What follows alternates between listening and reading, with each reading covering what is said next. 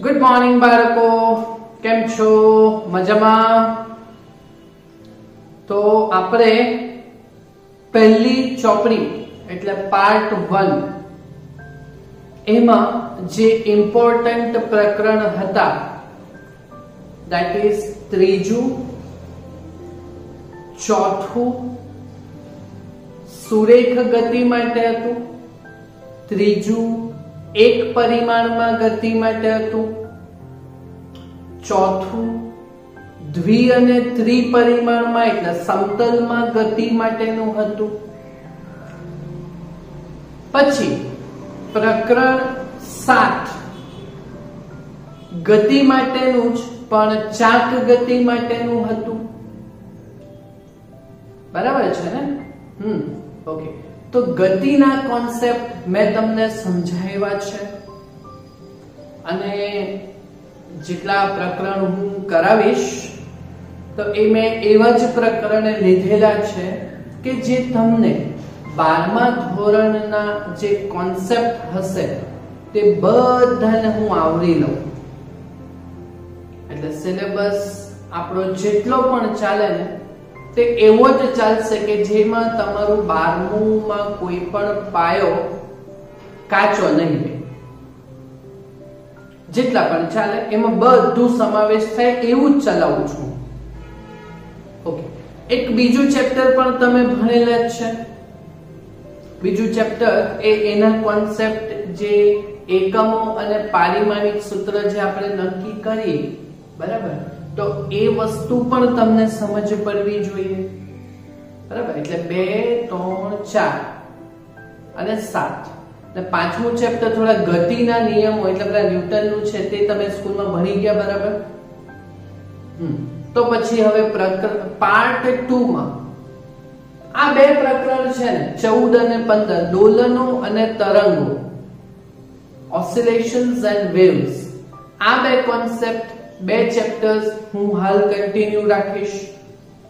એટલે તમને જેવું 12મું ધોરણ આવી જાય તો તમને કોઈ પણ પ્રકારની તકલીફ નહીં પડે. તો પ્રકરણ નંબર 14 છે દોલન. અચ્છા, તમને દોલન એટલે શું? રોજ સવારે આજકાલ તો તમે ફ્રીજ જેવા ઉઠો તો કદાચ ઘરની બહાર હિંચકો મૂકેલો હોય કે ઘરમાં હિંચકો હોય, બરાબર, તો હિંચકા પર બેસીને દૂધ લેવો, ચા લેવો, બોર્નવિટા લેવો, કોફી લેવો, વોટેવર જે બી તમે પીઓ હા ને, તો મસ્ત એમ હિંચકા ખાતા ખાતા ખાતા ખાતા ખાતા તમે નાસ્તો કરી લો. બરાબર ને? ઓકે. તો એ જે તમારી ગતિ છે ને, તો એ તમારી એવી જે ગતિ છે એ આપણી દોલિત ગતિ કહેવાય, હિંચકાની ગતિ, કાં તો એને બીજું સરળ આવર્ત ગતિ પણ કહેવાય, સિમ્પલ હાર્મોનિક મોશન SHM, કાં તો સરળ આવર્ત ગતિ SAG, કે એને દોલિત ગતિ પણ કહેવાય. કે એ જે હિંચકાની ગતિ છે તે કેવી રીતે છે? તો વચ્ચે મધ્યમાન સ્થાન, બરાબર, એ મધ્યમાન સ્થાનની આસપાસ તમે નિશ્ચિત પથ ઉપર એ નિશ્ચિત બિંદુને અનુલક્ષીને આગળ પાછળ કાં તો પછી ઉપર નીચે, બરાબર, જો કોઈ નિશ્ચિત પથ પર તમે નિયત સમયમાં આગળ પાછળ કે ઉપર નીચે એમ તમારી ગતિ એમ કન્ટિન્યુ ચાલુ જ હોય ને, તો એવી ગતિને કહેવાય દોલિત ગતિ, કાં તો પછી એને બીજું કહેવાય સરળ આવર્ત ગતિ. એટલે સરળ આવર્ત ગતિનો જ એક પ્રકાર છે દોલિત ગતિ. બરાબર. એટલે આ બે વસ્તુ છે કે એક્ઝામમાં પૂછવાનું નથી વ્યાખ્યાવા તમને, પણ ભાઈ છે તો લખેલી છે, પણ તમને એ નહીં આવડે તો કઈ તમારા ભેજામાં સમજ પડવી જોઈએ કે ભાઈ દોલિત ગતિ એટલે સરળ આવર્ત ગતિ એટલે શું? તો યાદ કરવાનું હિંચકો. હિંચકો ઓકે. એના પર તમે કેવી રીતના હોય તો આગળ પાછળ મધ્યમાન સ્થાન એટલે કોઈ નિશ્ચિત બિંદુ એને અનુલક્ષીને તમે આગળ પાછળ કે પછી ઉપર નીચે, બરાબર, નિયત સમયમાં તમારી ગતિનું તમે પુનરાવર્તન કર્યા કરો, બરાબર. તો આવી ગતિને તમે દોલિત ગતિ કહી શકો. ખ્યાલ આવે છે ને તમને? આવી ગતિને તમે દોલિત ગતિ કહી શકો, બરાબર. તો દોલિત ગતિ એટલે શું? તો જ્યારે કોઈ પદાર્થ નિશ્ચિત બિંદુની આગળ પાછળ કે ઉપર નીચે નિયત સમયમાં ગતિ કરતો હોય તો તેવી ગતિને તમે કેવી ગતિ કહેવાય? દોલિત ગતિ કહેવાય. એટલે જ આપણે સરળ આવર્ત ગતિ કહેવાશે કે ભાઈ સરળ આવર્ત ગતિ તો જ્યારે કોઈ પદાર્થ પોતાનો નિશ્ચિત પથ કન્ટિન્યુ જ રાખે, આગળ એમ આ નિશ્ચિત પથ જ છે, ફિક્સ. તો નિશ્ચિત પથ પર નિશ્ચિત બિંદુને અનુલક્ષીને, એટલે પેલું મધ્યમાંશ, એ નિશ્ચિત બિંદુને અનુલક્ષીને પોતાનું ગતિનું શું કરતો હોય? વારંવાર પુનરાવર્તન કરતો હોય તો એને સરળ આવર્ત ગતિ કહેવાય, બરાબર. આ જ વસ્તુનું બીજું એક્ઝામ્પલ જો આપણે આપીએ, હા, તો આપણે જૂની ઘડિયાળ જે આવતી જૂના સમયમાં તે લોલક વાળી ઘડિયાળ આવતી, બરાબર. ને આ લોલક વાળી ઘડિયાળમાં કેવું આવતું? તો એમાં પેલો નીચે જે લોલક લટકતું હોય તો એ લોલક આવી રીતે પોતાની ગતિ કરતું હોય, વારંવાર એકની એક ગતિનું પુનરાવર્તન કરતું હોય તો એ નિશ્ચિત બિંદુને અનુલક્ષીને આગળ પાછળ, બરાબર, ઉપર કે નીચે તો પોતાનું ગતિનું વારંવાર પુનરાવર્તન કરતો જ છે. તો એવી ગતિને કહેવાય દોલિત કાં તો સરળ આવર્ત ગતિ. ખ્યાલ આવે છે તમને? શબ્દ સમજ પડવો જોઈએ, કોન્સેપ્ટ ખબર પડવો જોઈએ, વ્યાખ્યા નથી પૂછવાની. ખ્યાલ આવે છે તમને? બરાબર. ઓકે. તો હવે આમાં અમુક ભૌતિક રાશિઓ આવે કે ભાઈ તમે લોલકનું જ ઉદાહરણ લો તો વચ્ચે મધ્યમાન સ્થાન, તો એ મધ્યમાન સ્થાન એટલે x બરાબર 0, સ્થાનાંતર 0 છે. તો એ આ તરફ એક ઉપર જઈને મહત્તમ સ્થાનાંતર કરશે, પાછું અહીંયા 0 મધ્યમાન સ્થાને આવશે, આ બાજુ અંત્ય બિંદુએ ગયેલું, પાછું અહીંયા આવશે, પાછું આ બાજુ ગયેલું હોય તો આ બાજુનું અંત્ય બિંદુ એટલે મહત્તમ સ્થાને જશે, મહત્તમ સ્થાનાંતર કરશે ને પાછું અહીંયા આવશે, પાછું આ બાજુ, પાછું અહીંયા, પાછું આ બાજુ, પાછું અહીંયા, બરાબર.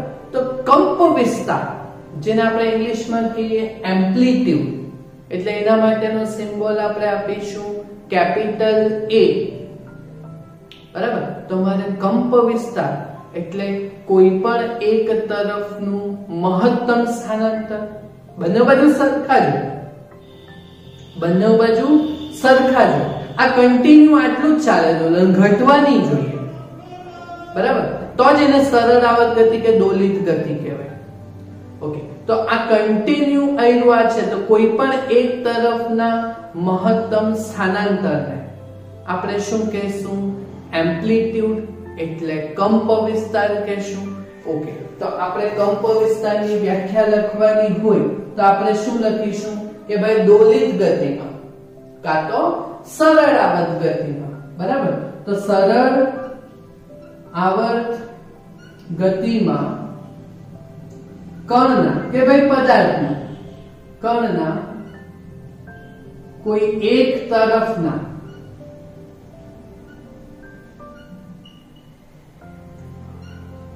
મહત્તમ સ્થાનાંતરને આપણે શું કહીશું? કંપ વિસ્તાર કહીશું. કંપ વિસ્તાર, અને કંપ વિસ્તાર એટલે આપણે કહીશું એમ્પ્લિટ્યુડ, એટલે એ કહેવાય છે.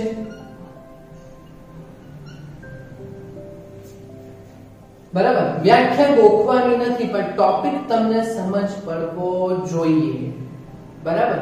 ઓકે. તો આ કંપ વિસ્તારનો જો આપણે એકમની ચર્ચા કરવાની હોય તો કંપ વિસ્તાર એ શું છે? તો ભાઈ મધ્યમાન સ્થાનથી કોઈ એક તરફનું મહત્તમ સ્થાનાંતર છે, મહત્તમ સ્થાનાંતર છે તો છે તો અંતર જ ને, તો અંતરનો SI એકમ શું આવે? મીટર,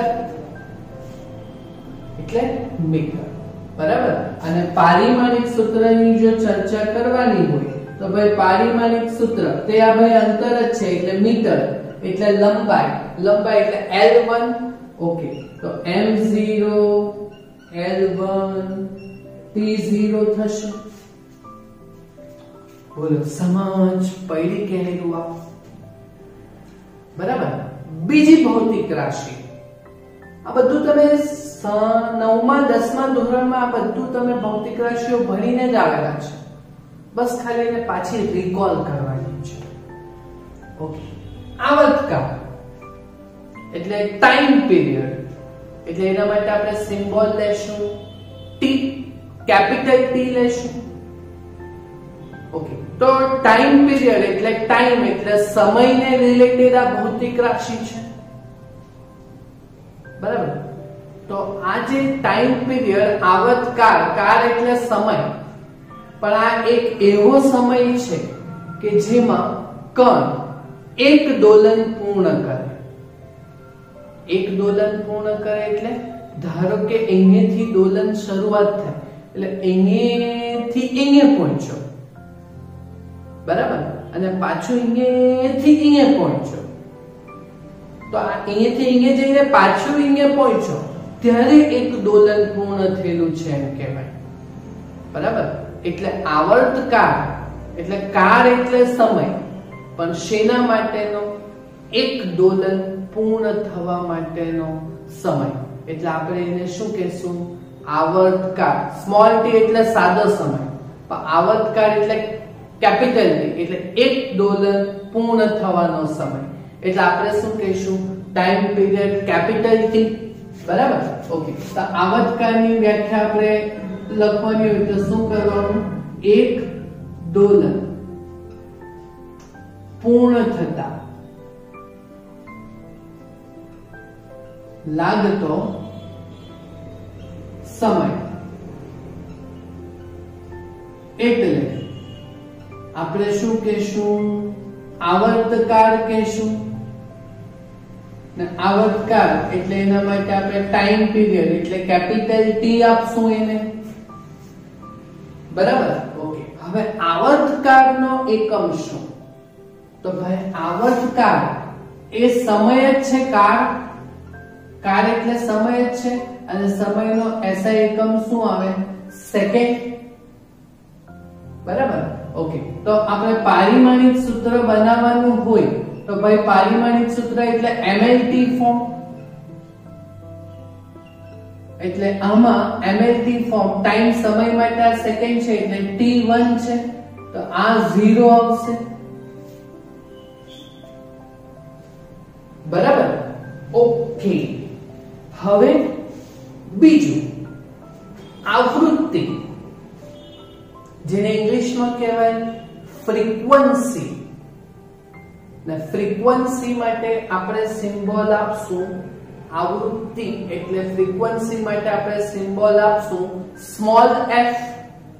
ચોપડીમાં ન્યુ છે, ન્યુ એટલે v જેવું આવે, v, બરાબર. પણ આપણે જે સમજ પડે તેવા જ આપણે એકમો અને એના પ્રમાણે સિમ્બોલ લેશું. તો ભાઈ આવૃત્તિ એટલે શું? તો આપણે જોયું કે એક દોલન માટે લાગતો સમય એટલે આવર્તકાળ, બરાબર. તો આવૃત્તિ એટલે દોલનોની સંખ્યા, ફ્રીક્વન્સી એટલે દોલનોની સંખ્યા, પણ એ એકમ સમયમાં એટલે 1 સેકન્ડમાં થતા દોલનોની સંખ્યા, એટલે આપણે શું કહેશું? આવૃત્તિ f કહેશું. આવૃત્તિ એટલે શું?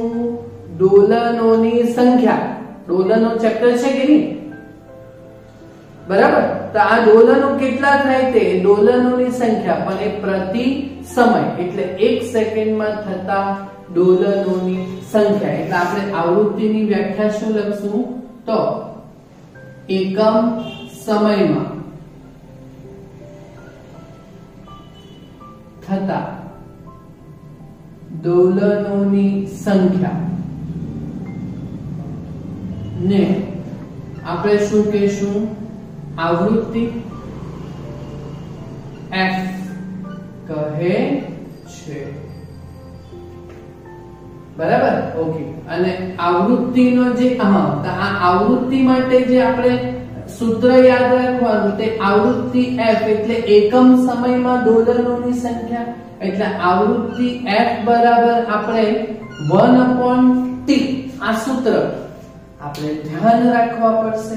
જોઈ લો, આવૃત્તિ એટલે ફ્રીક્વન્સી એટલે 1/માં ટાઈમ પીરિયડ. એટલે આવર્તકાળનો વ્યસ્ત પણ કહેવાય, આવર્તકાળનો વ્યસ્ત પણ કહેવાય, બરાબર? તો આ છે આવૃત્તિનું સૂત્ર કે આવર્તકાળનો વ્યસ્ત એટલે એકમ સમયમાં થતા દોલનોની સંખ્યા, 1 સેકન્ડમાં થતા દોલનોની સંખ્યા. એટલે આપણે શું કહેશું? આવૃત્તિ કહેશું, બરાબર? તો એકમ, તો ભાઈ આ જે એકમ આવે તો આ એકમ એટલે 1/માં સમય છે, 1/માં ટાઈમ છે. ટાઈમ પીરિયડ નો એકમ સેકન્ડ છે, તો 1/માં સેકન્ડ. એટલે આપણે શું કહેશું?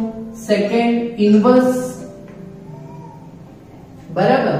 અથવા આનો બીજો એકમ આવે. આ આવૃત્તિ ને સમજાવેલું હતું એક સાયન્ટિસ્ટ હતો હર્ટ્ઝ.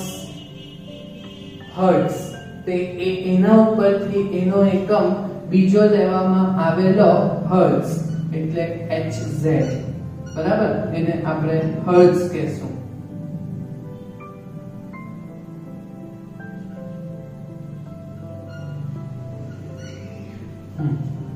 હર્ટ્ઝ એટલે આવૃત્તિનો બીજો એકમ હર્ટ્ઝ આવે, બરાબર? અને પારિમાણિક સૂત્ર, તો ભાઈ પારિમાણિક સૂત્રમાં તમને દેખાતું જ છે 1/માં સમય છે.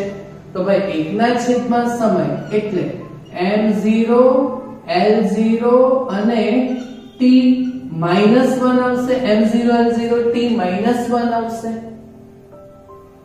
ખ્યાલ આવે છે ને? શાંતિથી સમજવાનું છે. આ મેઈન જેટલા બી કોન્સેપ્ટ છે, ભૌતિક રાશિઓ જે છે તે સમજો, તો પછી ચેપ્ટરમાં કોઈ પણ પ્રકારનો વાંધો આવશે નહીં, બરાબર? ચાલો, પછી છે કોણીય આવૃત્તિ. એટલે કે ભાઈ કોણીય વેગ, કોણીય આવૃત્તિ કે કોણીય વેગ કે કોણીય ઝડપ ઓમેગા. આ W નથી, ઓમેગા છે. આપણે છેલ્લા ચેપ્ટરમાં 7મા ચેપ્ટરમાં જોયું ને, કોણીય વેગ, કોણીય આવૃત્તિ, કોણીય ઝડપ, બરાબર? તો એ રેખીય વેગ અને કોણીય વેગ વચ્ચેનો સંબંધ હતો કે નહીં? V બરાબર R ઓમેગા. હા, તો એ ઓમેગા હતું, તે જ કોણીય ઝડપ. તો આ કોણીય આવૃત્તિ એટલે ઓમેગા, એ ઓમેગા નું સૂત્ર આવે, એનો એકમ હતો રેડિયન પર સેકન્ડ. રેડિયન એટલે ખૂણો, તો એક ભ્રમણ માટેનો ખૂણો એટલે 2π અને પ્રતિ પર સેકન્ડ. તો આ એક ભ્રમણ થયું તો એના માટે લાગતો સમય, તો એ તમારું દોલનની આવૃત્તિ કહેવાય, સોરી આવર્તકાળ કહેવાય. તો એ ઓમેગા બરાબર શું આવે? 2π/t, બરાબર? 1/t એટલે આવૃત્તિ f કહેવાય. તો એ ઓમેગા બરાબર બીજું સૂત્ર શું આવે? 2πf આવે, બરાબર? આ બધી વસ્તુ છે ને શાંતિથી સમજવાની છે, કારણ કે આ નહીં સમજો તો 12મું કાચું રહેશે. હા ને? તો કોણીય આવૃત્તિ એટલે ઓમેગા, આવૃત્તિ એટલે f, કોણીય આવૃત્તિ એટલે ઓમેગા. ઓમેગા નું સૂત્ર 2π/t, રેડિયન પર સેકન્ડ હતો કે નહીં એકમ? તો રેડિયન એટલે ખૂણો, તો એક ભ્રમણ માટેનો ખૂણો એટલે 2π રેડિયન, બરાબર? પર સેકન્ડ, તો એ સેકન્ડ એ એક ભ્રમણ માટેનો સમય, તો એ આવર્તકાળ એટલે 2π/t થયું. એટલે 1/t એટલે આવૃત્તિ f, એટલે 1/t એટલે આવૃત્તિ f એટલે 2πf પણ થવાનું નહીં, બરાબર? તો આપણે જો એકમ બનાવવાનો હોય તો બોલો ભાઈ એકમ શું બને? તો ભાઈ એકમ છે જ નહીં, 2π એટલે ખૂણો, ખૂણાનો એકમ SI એકમ રેડિયન પર સેકન્ડ. બરાબર. ઓકે. અને પારિમાણિક સૂત્ર તો ભાઈ આ રેડિયન જે છે તે આપણે બીજા ચેપ્ટરમાં તમે જોયું કે mLT કે a જ્યોતિ તીવ્રતા અને દ્રવ્યનો જથ્થો મૂળભૂત ભૌતિક રાશિ, બરાબર. પછી સમતલ કોણ અને ઘન કોણ, રેડિયન અને સ્ટીરેડિયન પૂરક રાશિ હતી. તો પૂરક રાશિના પારિમાણિક સૂત્ર આવતા નથી, એટલે ખૂણો બરાબર ચાપ ના છેદમાં ત્રિજ્યા. એ ચાપ એ લંબાઈ ને ત્રિજ્યા પણ લંબાઈ, અંતર જ, એટલે એ લોકોના પારિમાણિક સૂત્ર હોતા નથી. એટલે રેડિયન નું પારિમાણિક સૂત્ર m0 l0 t0 કેમ કે પૂરક રાશિ છે, સમતલ કોણ, અને સેકન્ડ એટલે ટાઈમ એટલે t1. ઓકે. તો આનું પણ પારિમાણિક સૂત્ર શું બન્યું? m0 l0 t-1. બોલો, સમજ પડી કે આ બધી વસ્તુ બરાબર? તો જોયો, પહેલું પાછું સમજાવી દઉં કે કંપ વિસ્તાર એટલે એમ્પ્લિટ્યુડ, એમ્પ્લિટ્યુડ એટલે કેપિટલ A, અને કંપ વિસ્તાર એટલે શું? તો આવી રીતે દોલન થતું હોય તો મધ્યમાન સ્થાનથી કોઈ પણ એક તરફના મહત્તમ સ્થાનાંતરને આપણે કંપ વિસ્તાર કહીશું, કેપિટલ A. જો એ જમણી બાજુ હોય તો પ્લસ a, ડાબી બાજુ હોય તો માઈનસ a. ક્લિયર? સમજ પડી? ઉપર હોય તો પ્લસ a, નીચે હોય તો માઈનસ a. ખ્યાલ આવે ને? ઓકે. બીજું આવર્તકાળ, તો કાળ એટલે સમય, આ એક સ્પેશિયલ સમય છે. સ્પેશિયલ સમય એટલે એક દોલન માટેનો સમય, એટલે આપણે શું કહીશું? આવર્તકાળ, ટાઈમ પીરિયડ, કેપિટલ T. પછી આવૃત્તિ, તો આવૃત્તિ એટલે શું? દોલનોની સંખ્યા પણ 1 સેકન્ડમાં, એટલે આવૃત્તિ એટલે f, તો દોલનોની સંખ્યા પણ પ્રતિ સેકન્ડમાં, એટલે 1/T. અને કોણીય આવૃત્તિ તો એમાં 2π આવવાનું. તો આવૃત્તિ એટલે f, તો કોણીય આવૃત્તિ એટલે 2πf, એટલે એના માટે આપણે સિમ્બોલ આપીશું ઓમેગા, 2πf એટલે 2π/T. બરાબર? આવૃત્તિ એટલે f, પણ એમાં કોણીય આવ્યું તો કોણ એટલે ખૂણો, 2π ગુણી દેવાનું, એટલે એને આપણે ઓમેગા કહીશું.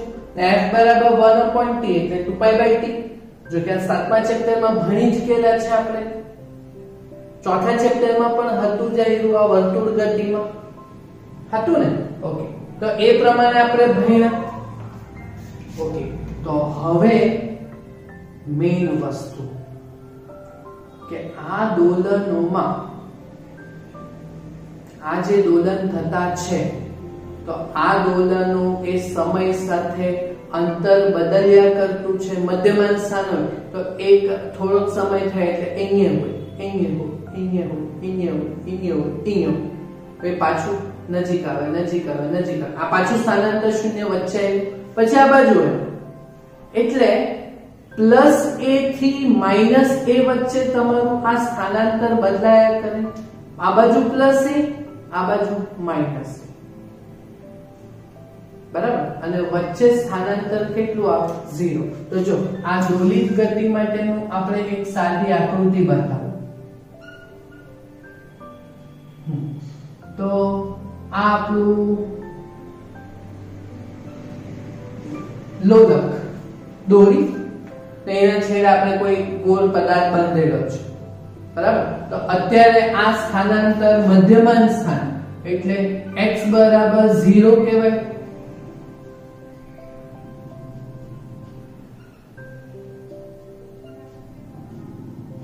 બરાબર? પછી અહીંયાથી આપણે એને ધક્કો મારીને છોડી દઈએ તો એ પુનઃસ્થાપક બળની અસર આ બાજુ જશે, આ બાજુ જશે, આ બાજુ જશે, આ બાજુ જશે. એટલે ચાલો આ બાજુ જાય તો અહીંયા કોઈ પણ એક તરફનું મહત્તમ સ્થાનાંતર થયું તો આટલું મહત્તમ સ્થાનાંતર એટલે આટલેથી આટલું. બરાબર? તો આ જે છે મહત્તમ સ્થાનાંતર તે જમણી તરફનું મહત્તમ સ્થાનાંતર, એટલે પ્લસ a જેટલું ગણશું આપણે, બરાબર. તો આ જ વસ્તુ પાછો આ જ ગોળો આ બાજુ જાય અહીંયા, ઓકે. તો આ અહીંયા જાય, તો આ મધ્યમાન સ્થાનથી આટલે સુધી મેક્સિમમ ગયું, બરાબર. તો આટલે થી આટલું આ જે અંતર છે, બરાબર. તો એ આપણે x બરાબર -a કહેશું અને અહીંયા x બરાબર +a કીધું,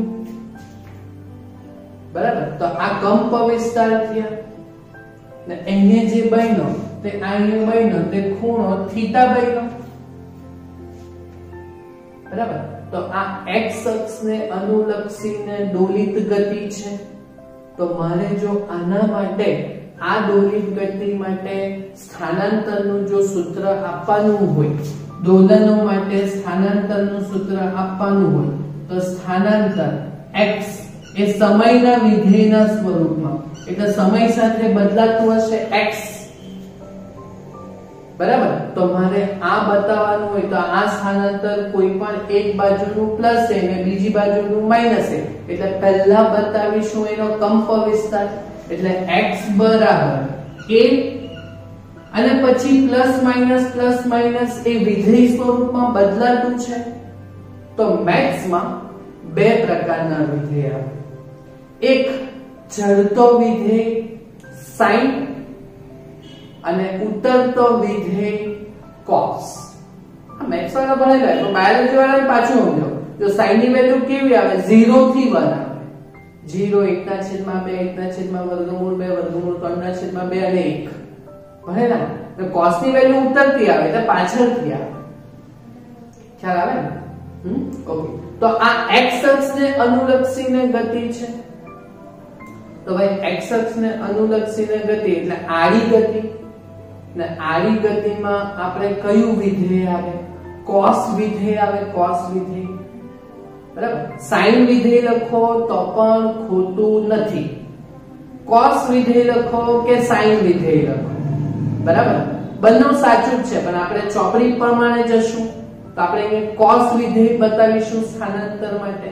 તો સ્થાનાંતર x એ સમય સાથે જે બદલાતું છે તો એ સ્થાનાંતર x બરાબર પહેલા મહત્તમ સ્થાનાંતર એટલે કંપ વિસ્તાર a, બરાબર. અને પછી cos વિધેય પ્રમાણે બદલાવી, ઓકે. તો cos પછી ઓમેગા t પ્લસ phi. આ સમીકરણ બરાબર ખાસ ધ્યાન રાખજો, કે આ સમીકરણ પરથી જ આપણે આખું ચેપ્ટર આગળ વધવાનું છે, આ જ સમીકરણ પરથી. આ cos પછી અંદર થીટા આવે, થીટા એટલે ખૂણો, કોણીય સ્થાનાંતર. તો થીટાની જગ્યાએ કેમ ઓમેગા t લખ્યું? તો આપણે દોલનો ચાપ ગતિ ભણ્યા કે, બરાબર. તો એમાં આપણે ભણ્યા, જો સમજો કે વેગ v બરાબર x/t, રેખીય વેગ એટલે રેખીય સ્થાનાંતરના છેદમાં સમય. તો કોણીય વેગ એટલે ઓમેગા, તો કોણીય સ્થાનાંતર એટલે θ/t. તો જોઈ લો કોણીય સ્થાનાંતર θ બરાબર ઓમેગા t થવાનું કે નહીં, બરાબર. તો એ cos θ, તો θ ની જગ્યાએ શું મૂક્યું આપણે? ઓમેગા t, બરાબર. ને વત્તા phi. તો આ જે phi છે એને આપણે કળા કહીશું, પ્રારંભિક કળા. કળા એટલે ખૂણો. આપણે 3 ડિગ્રી 12 કળા, તો 12 કળા એટલે બધું બતાવીએ ને તે કળા કહીએ ને તે. તો આ phi એટલે કળા, પણ એ કઈ કળા? શૂન્ય સમયની કળા, t બરાબર 0 સમયની કળા. આ સૂત્ર તમને ખાસ આવડવું જોઈએ. આ સૂત્રમાં જેટલી પણ ભૌતિક રાશિ છે તે ભણ્યા કે નહીં આવ્યા? ભણ્યા કે નહીં આવ્યા? બરાબર. આ કોણ છે થીટા? આવું કેમ કર્યા કરે તમે? જોયું કે નહીં? બરાબર. તો આ સ્થાનાંતરનું સૂત્ર એ a અને ઉતરતા વિધેય પ્રમાણે એટલે cos omega t plus phi. આ સૂત્ર તમારે યાદ રાખવાનું છે. અહીંયા સ્થાનાંતર અહીંયા સમય સાથે બદલાતું છે, એટલે વિધેય પ્રમાણે બદલાતું છે. તો એ cos વિધેય પ્રમાણે બતાવ્યું, cos થીટા, તો થીટા ની જગ્યાએ આપણે ઓમેગા ટી મૂક્યું, બરાબર, અને પહેલાની કળા તે આપણે એડ કરી દીધી એટલે વત્તા 5. તો જ્યાં આ કેપિટલ A શું છે, તો કેપિટલ A ને આપણે શું કહેશું, કંપ વિસ્તાર,